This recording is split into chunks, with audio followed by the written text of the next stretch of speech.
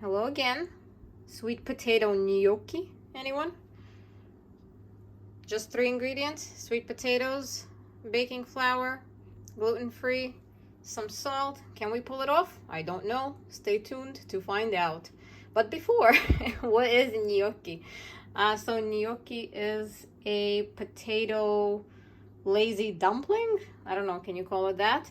You know how we make the lazy dumplings from cottage cheese and flour and eggs?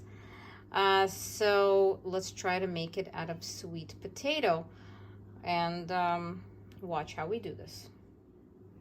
Okay, so first the sweet potato has to go into the oven and baked until soft and mashable. Okay, the sweet potatoes are baked. They are tender.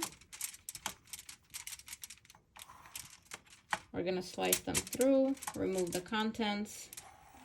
Yeah, they're soft enough, especially this little guy. We're gonna remove the content and I'll show you how it looks in a bowl. Okay, so these sweet potatoes were super easy to peel. I was even surprised a little bit. So the skin just peeled right off.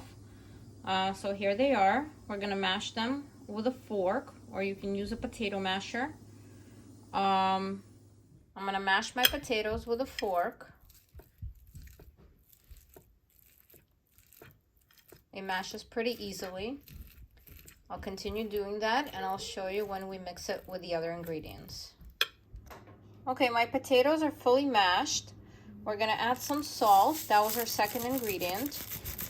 We have 2 other optional ingredients. That's just something that I wanted to do, not by the recipe, but just because I think it would add a little bit more flavor.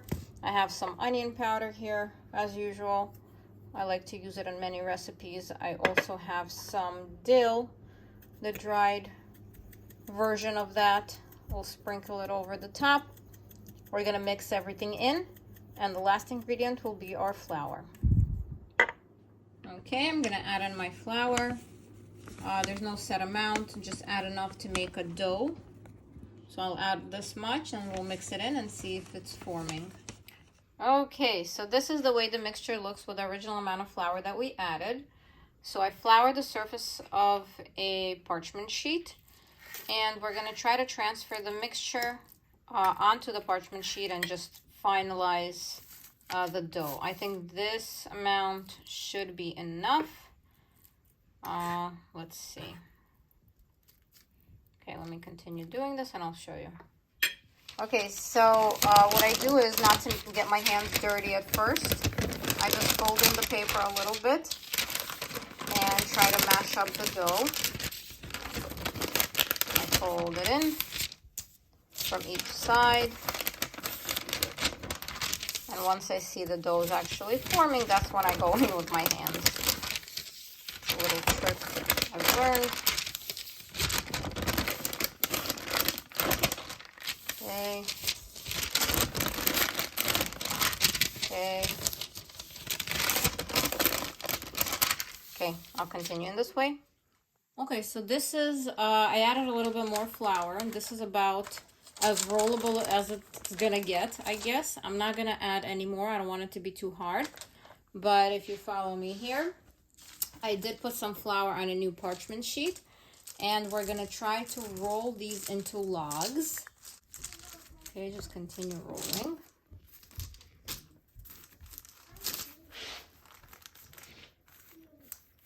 Okay.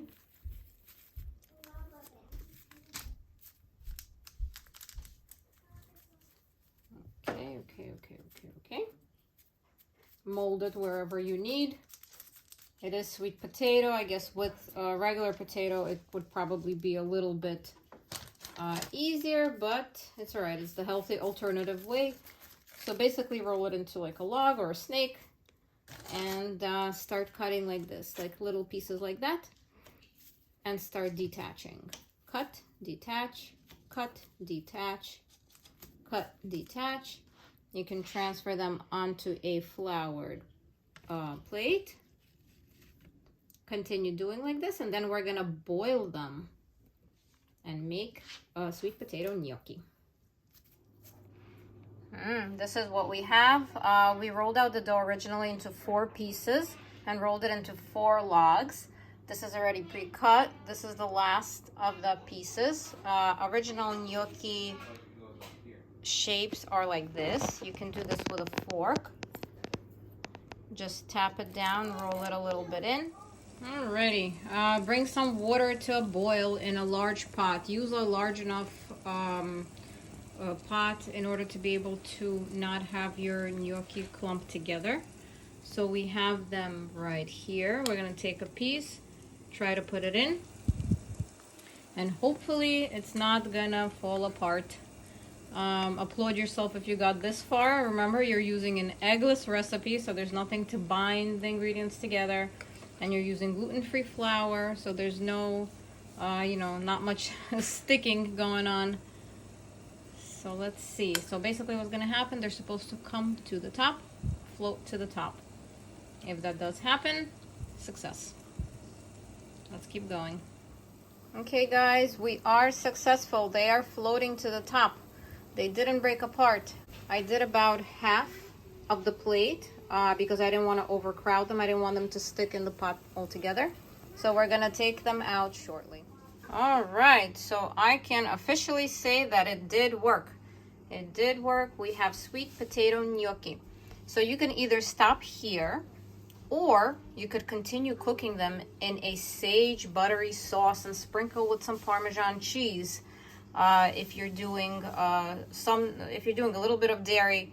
We are not, well, I'm not lactose intolerant, but I do believe I'm a bit lactose sensitive, but sometimes we do allow a little bit of dairy in the diet. So I think we're gonna proceed, at least for this portion, just to have some variety, and I'll show you how that's done. Okay, so I put some butter on the pan. I actually pre-grease the pan with some oil automatically. It's just my go-to. I rarely use butter for frying. So I put some butter. Then we're gonna put in 2 sage leaves. Okay. Let me reduce the heat a little bit. Okay. They should infuse their flavors into the butter.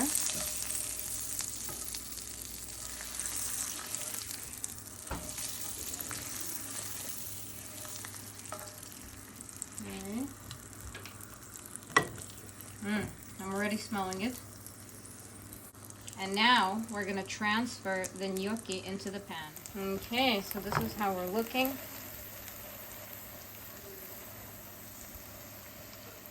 That's pretty. Okay, you don't need much time. They're already cooked. You just need them to basically coat in this sagey buttery mix. And we're gonna serve it with some Parmesan cheese. Okay, so now we have it on a plate. We're gonna grate some cheese. And at this point, your dish is complete.